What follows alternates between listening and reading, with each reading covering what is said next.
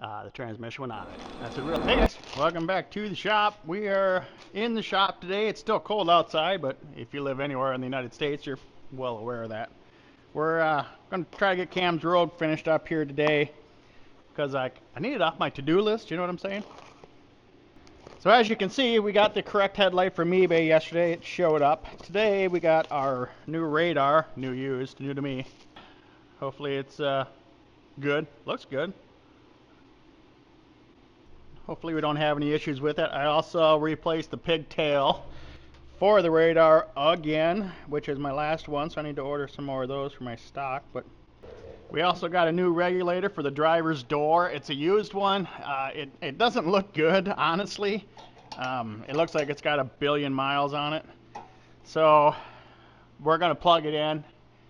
I'm going to try to plug it in and just make sure it works. I need to adjust that bracket just a little bit and make sure that it works before we go through the work of replacing the latch. I don't really want to order a new one. They're like $230 or something for a new one. We will if we have to, but this is the first time I've ever seen it happen on a Rogue, but according to the internet, it's kind of common for the front doors to do that, so we'll see what we end up with. So that's our new radar. The bracket looks okay. Everything looks kind of square and plumb. So we'll just have to put it together and drive it and see if the code clears out of it. They usually clear automatically, so it shouldn't be a big deal. Anyways, let's move over to that driver's door because I want to know if that solves the problem or not, so I know if I need to order an actual one from Nissan. So if you watch the first, so we got 2 videos on this car. The first video, there was a little confusion in the comment section as usual, and it's to be expected, but we bought this thing wrecked and rebuilt it for her to drive for the winter to store her Bronco. Some people are saying she wrecked it twice. She didn't wreck it twice. We bought it wrecked the first time and then rebuilt it, and then, like I said, this situation here, the second crash, was she hit a deer. Again, not her fault, but how does that unplug, you think? Can't see. I need a light. So anyways, if you watch the second video, we were talking about this door latch. The door does not lock when you tell it to lock. The car locks. I can hear it clicking, but this door does not actually lock. So if you come out and try to open the car door, the alarm goes off, and it happens quite often. It's just the way it is. So we ordered a used latch for it from the eBay. Can't see exactly what I'm doing. Maybe a mirror. I mean, the plug is right there. I just can't figure out what I need to do. Pretty straightforward. Push that thing in and pull it. I don't know what the problem is, but it just does not want to unplug. Wow, that's amazing. Maybe see if we can get a real hookaroo and hook the back side of it. There we go. Well, maybe it doesn't look as bad. I just seen this grease here and thought that it was just had 1 million miles on it. So I was 16. Don't love that, but what do you do?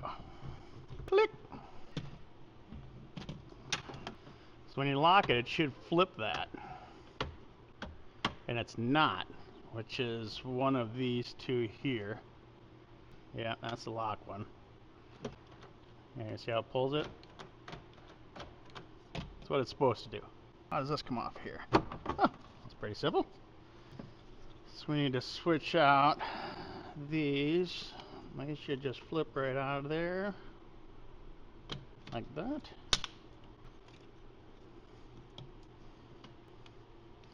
Like that. Some torques. But that pretty much falls right out anyway, so, and there it is. Okay, so don't need you. Okay, so let's plug this in for fun. I want to see what it does now. It's completely disconnected. So this one needs to move very freely. See how it doesn't move? I can hear it. It's trying. Okay, so we have the problem. You're junk. In with the old, oh, the old in with the older. And this is out of a 16. This car is a 20. Somewhere. Oh, the screws are in it. Can't have 6 screws.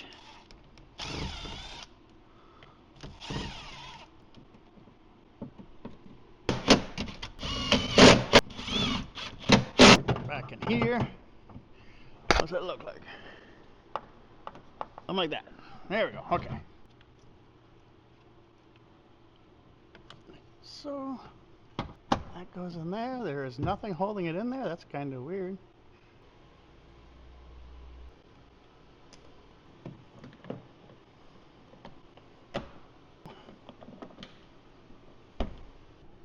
System. So that's a go there. Oh yeah, look at that. Golden. I'll just throw the mirror on quick and then we'll throw the door panel on and we'll be done with this section and move back to that front end.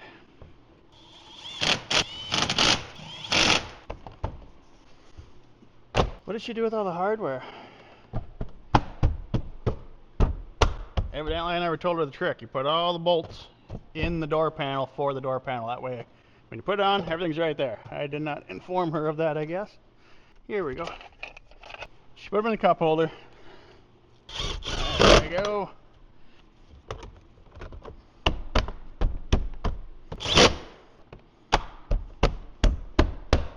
Snap together cars. Okay, so when I lock it, it should be locked. Look at that. Unlock. Nice. So I did notice this window is auto down, but it's not coming back up it's not auto up by itself. So we're going to roll the window up with the switch, and this works on a lot of cars. This isn't just Nissan. This is, I think, Subarus and Fords and Hondas and stuff. But window up, key on, obviously. Push the window switch down, hold it down. Windows down, keep holding the switch down for like 3 or 4 seconds. Then let out the switch, and I'll pick the switch up, roll the window up, basically manually. Once it's all the way up, hold it for 3 or 4 seconds.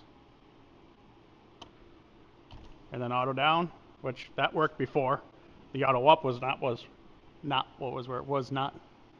whatever, you know what I'm saying? Anyways, so yeah, now it's auto up.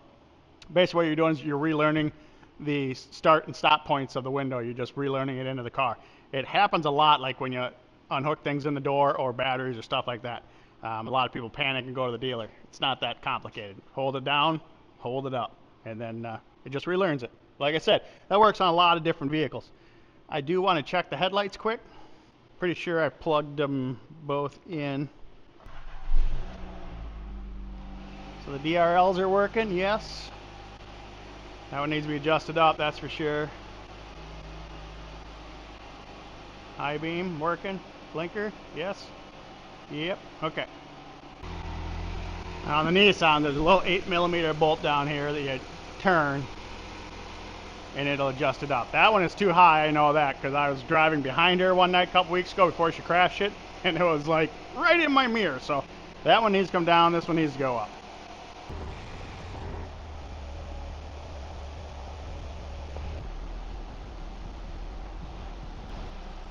That should be good for now. I'll take it out after dark and give it a little test run and see if they need to be adjusted a little more or not.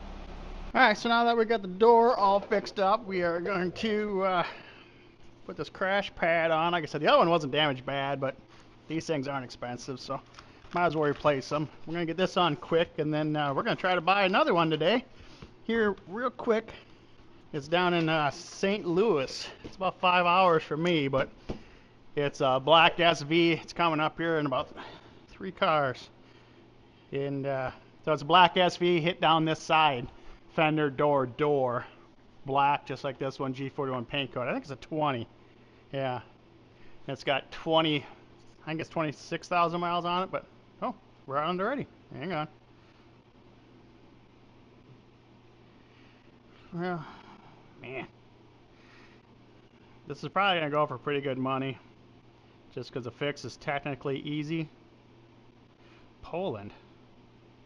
I don't understand how somebody can buy a wrecked car from Poland in St. Louis, Missouri, and then have it shipped to Poland. I wonder what they sell these cars for over there for this. I mean, shipping can't be cheap on that. Gee, come on, guys. Wow, the reserve's not even met yet. How high are we going to go? My number is 6,500. That's kind of what I want to be. Really? Had jump in at the last minute. Okay. Yep, Poland's back.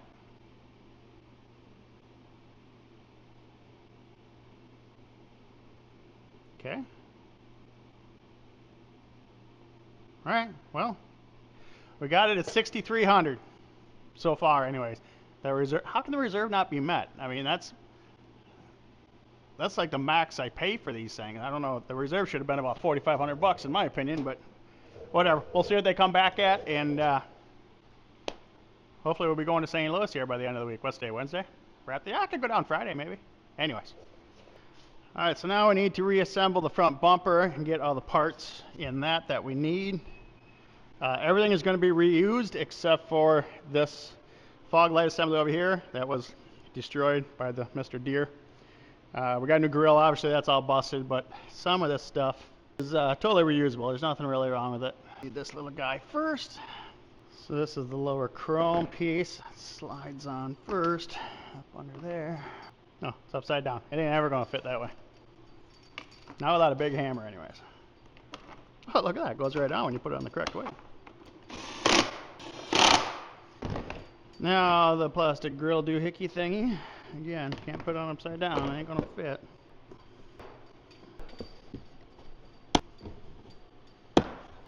Now for the flying V, or the mustache, whatever you want to call it. I think the correct name is a grill finish panel, but we have nicknames for stuff between me and my parts guy. Jeremy. So this is our fog light assembly, the original one anyways. We got the little plastic grill that snaps in. Now the fog light assembly just bolts to that.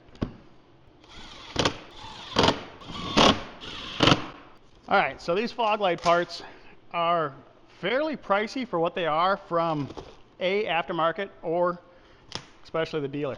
This is a kit I buy off of eBay for I think $39. It's both the grills, both the fog lights, both the brackets, and the wiring harness, which we don't need. Kit to add fog lights to your non-fog light car.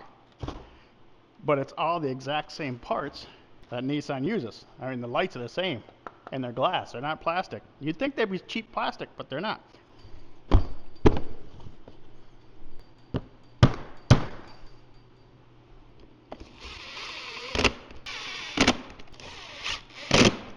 And I think we are ready to go on with the bumper.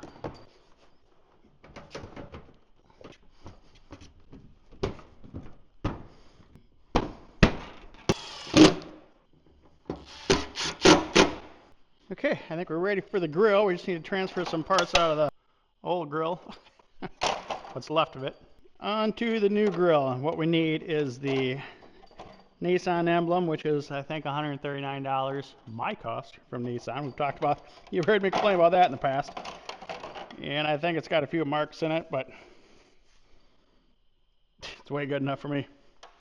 And then we need the camera. So this is a 360 view camera car, so it's got the front camera. Now this camera here, this is the original Nissan one. Might have some scuffs in it, we'll find out. I think it's okay. From Nissan, it's like 450 bucks.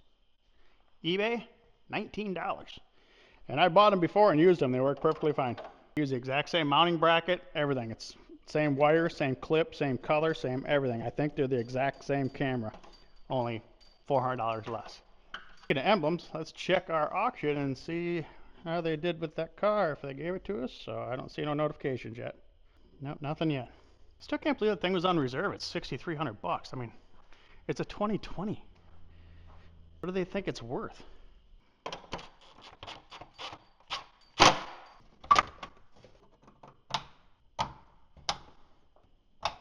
Now we just need our little air snorkel on. We should be done under here.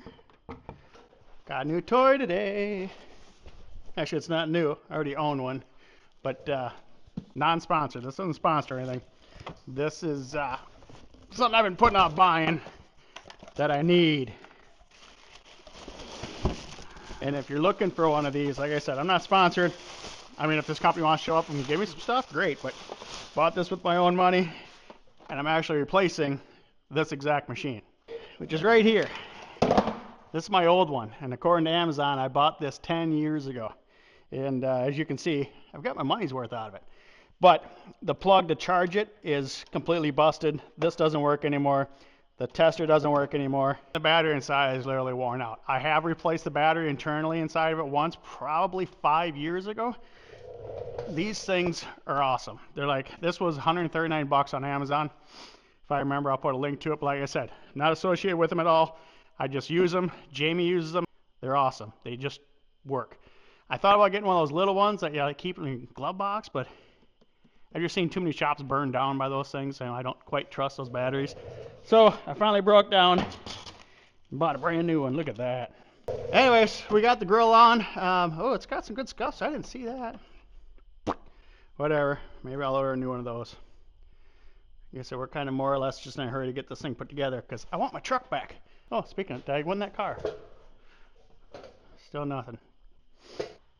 Alright, well we got her jacked up here and we got the tire off. I need to put that inner fender well in, and it's just a lot easier with the tire off. So now that that's in, we can throw the rocker panel cover doohickey back on.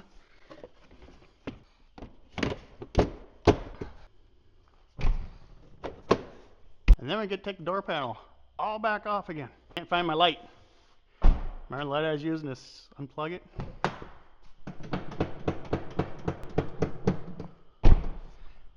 Yeah, pretty sure that's my light. But I have my backup light. This is the Icon one. I don't really like this one as much as I like the other Harbor Freight one. I don't know what brand it is. I think it's an Icon too, but the other one's nicer than this one. I don't love this one, but it works. When your other one's inaccessible, I suppose you could say.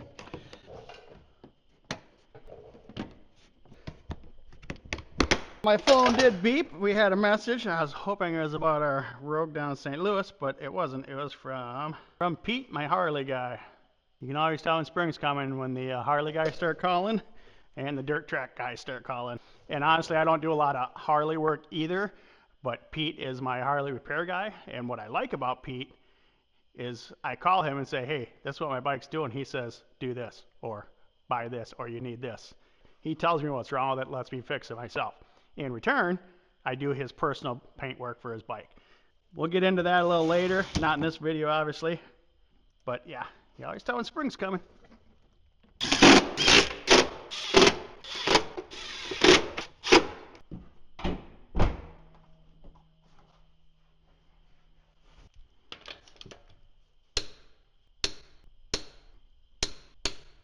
Alright, well, everything's put together except for this door panel we need to take back apart, like I said, to get my flashlight out.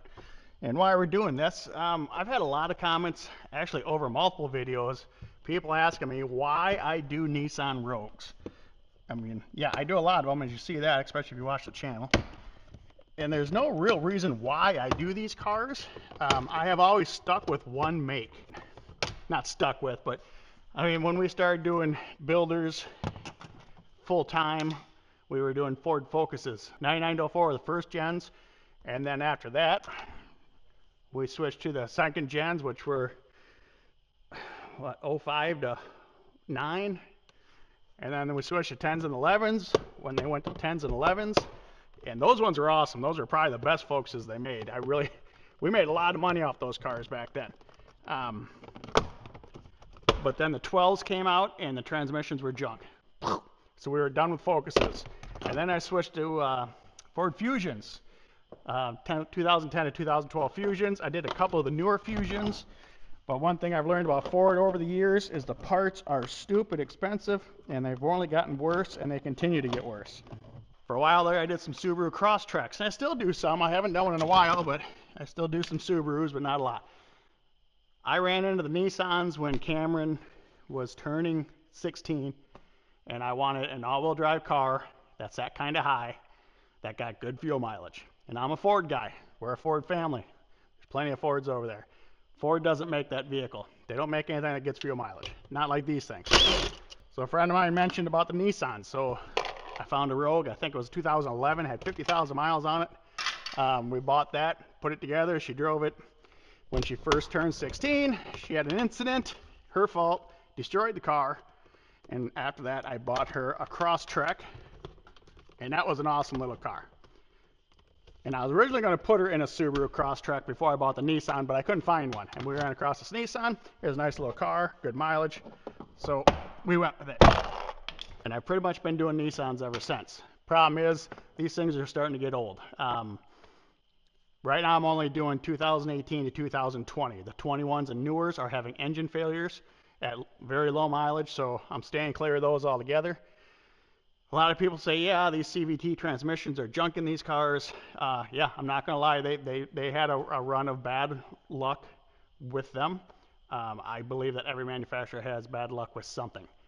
You know, Equinoxes, transmissions, engines. I mean, Subarus have transmission issues. My son's Subaru is a 19. That thing burns more oil than I can put in it. We don't even change the oil anymore. We just replace the filter. It's that bad. Like I said, I don't think there's a good manufacturer anymore. I think they all have problems. And the Ford parts, unfortunately, are just so expensive that I can't do it.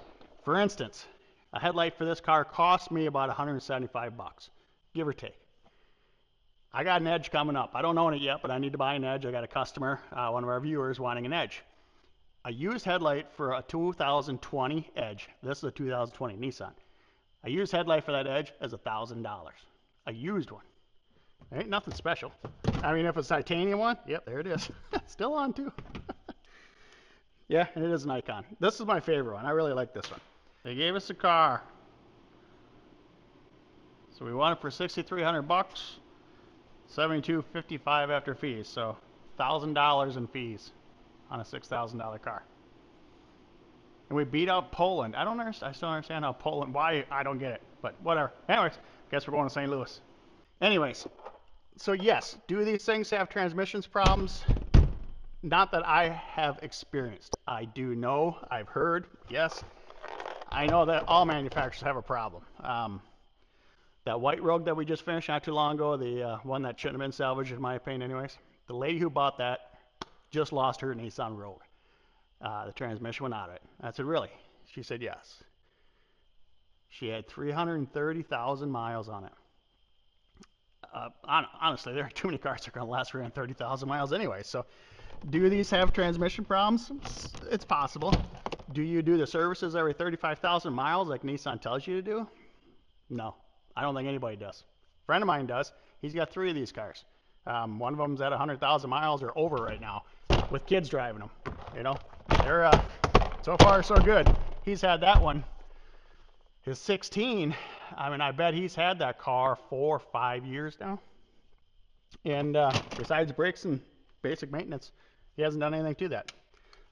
So I like to stick with the same car because they're easy to work on. I can look at this car and order everything out of my head. I can tell you part numbers. I got every bolt, every clip, every nut, every insert that is required to put together a front end on a Nissan Rogue in stock. I don't have to go through and figure out the part numbers for a Chevy. I don't know nothing about Chevys. This is what I stick with. I think it's faster. Like I said, I can build these cars in 12 hours, labor-wise, all day long, if I get to pick how they're hit. I mean, it doesn't make any sense to keep jumping around from, I mean, there's 2 Subarus sitting right there. You don't see them. You'll see them next week. And there's going to be another one on the way. And like I said, I kind of do switch back and forth. But these are my go-to. I can fix them fast. Besides the issue of possibly having a transmission failure somewhere along its lifespan, these motors pretty much run forever. The drivetrains, everything's cheap, everything's affordable. There's a million of these things on the road as far as parts-wise. So, yeah, it gets boring doing the same car over and over, believe me. But business-wise, it makes perfect sense. Oh, much better. I think it's done again. I think we're going to clean up a few things, get this thing out. It's still got some sunlight left, so I'm going to go for a ride. Take dog for a ride, see how the thing does. Shouldn't need anything. Come on. Get in there. Yeah, Cam doesn't like it when I put my dog in her car either, just so you know. But, whatever. Got to test drive it, right? But she's got my truck, so I'm driving her car. 15 miles to empty. That sounds like my daughter and my wife. Oh well, I guess she's getting a free tank of fuel. I just gotta clean the dog hair out of the back seat, so. You win some, you lose some, Cam.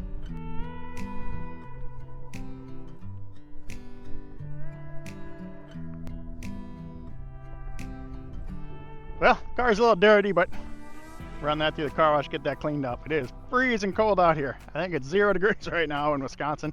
The old Mississippi is a little unhappy with all of it ice. It's piling up pretty good. But springtime's coming, so anyways, guys, we're wrapping this one up. We're gonna get on some Subarus next week. Like I said, I got myself into a hole, and I'm the only guy that's gonna dig it out. So anyways, I'm getting back in the car. It's cold. We'll catch you on the next one, guys. Thanks for watching. Look at that sunset. I appreciate it.